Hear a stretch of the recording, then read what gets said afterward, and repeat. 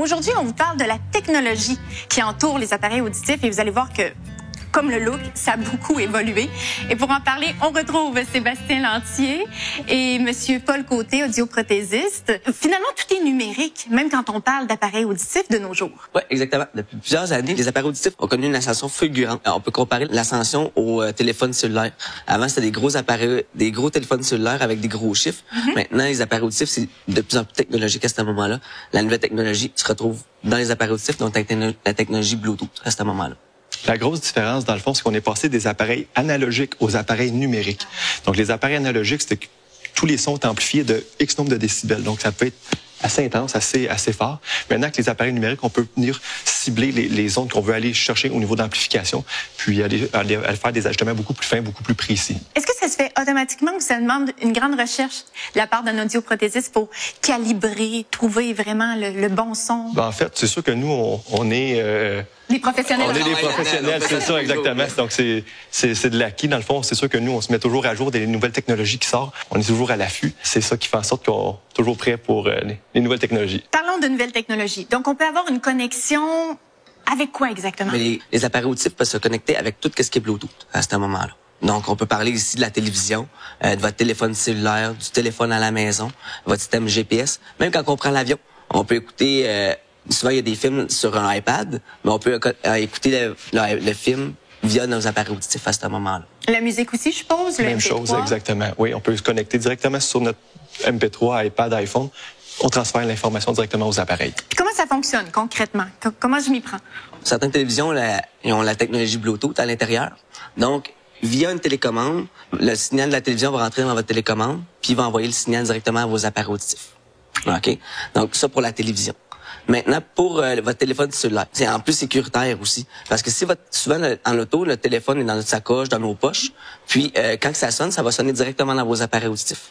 Donc, en appuyant sur votre télécommande, vous allez pouvoir communiquer à ce moment-là sans avoir accès à votre téléphone cellulaire.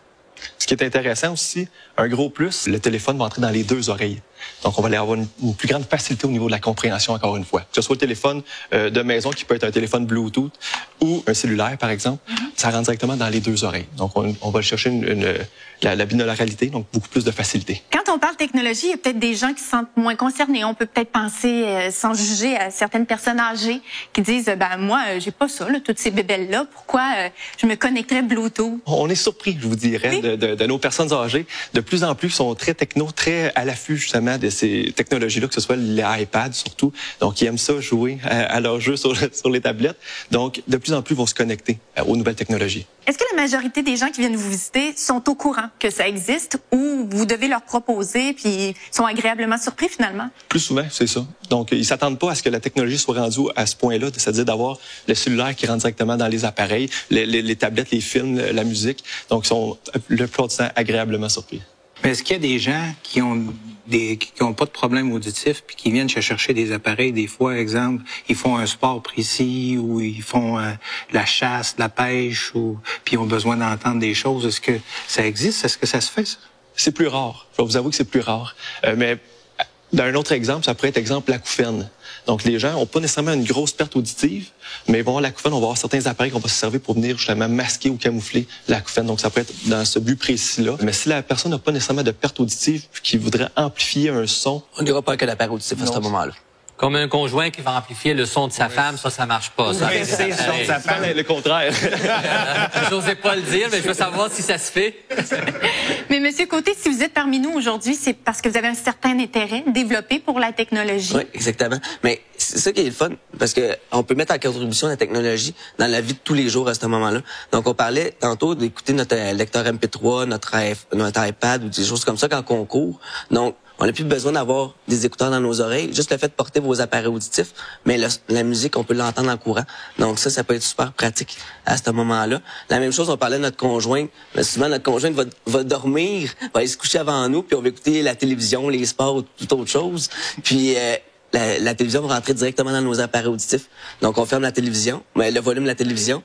puis on entend, puis on peut continuer à écouter notre émission au volume désiré à ce moment-là qui est confortable. Si votre patient ne possède pas la technologie Bluetooth au niveau de son téléviseur, est-ce qu'il y a des choses qui existent? Oui, certainement. Avec un adaptateur, on peut rendre notre télévision Bluetooth. Donc, n'importe quelle télévision peut avoir la technologie Bluetooth avec l'adaptateur à ce moment-là. C'est presque magique, finalement, parce que tout est comme interrelié, caché. C'est ça. Puis en parlant de discrétion, il y a certaines applications qu'on pourrait avoir avec les Apple, les Android, qu'on peut venir installer sur nos appareils. Puis, directement du téléphone, on peut faire des modifications au niveau de l'ajustement des appareils. Augmenter, diminuer le volume des appareils, changer la programmation, par exemple, pour un endroit plus bruyant. Donc, à ce niveau-là, on fait comme si on envoyait un texto, on change les modifications directement de notre téléphone cellulaire. TrueLink, est-ce que ça en est une application? Exactement, c'est ça, exactement. Donc, on peut venir jouer sur les paramètres des appareils. Et est-ce que c'est dispendieux quand on vient vous rencontrer?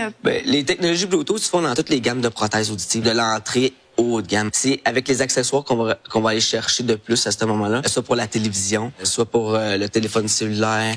Quand on va assister à une conférence, on peut utiliser notre téléphone cellulaire ou un microphone externe pour entendre. Donc, ça va entendre le conférencier à ce moment-là. On va mettre le microphone sur le conférencier ou notre téléphone cellulaire à côté, puis ça va transmettre le son directement à nos appareils auditifs. Donc, ça va améliorer notre qualité de vie aussi.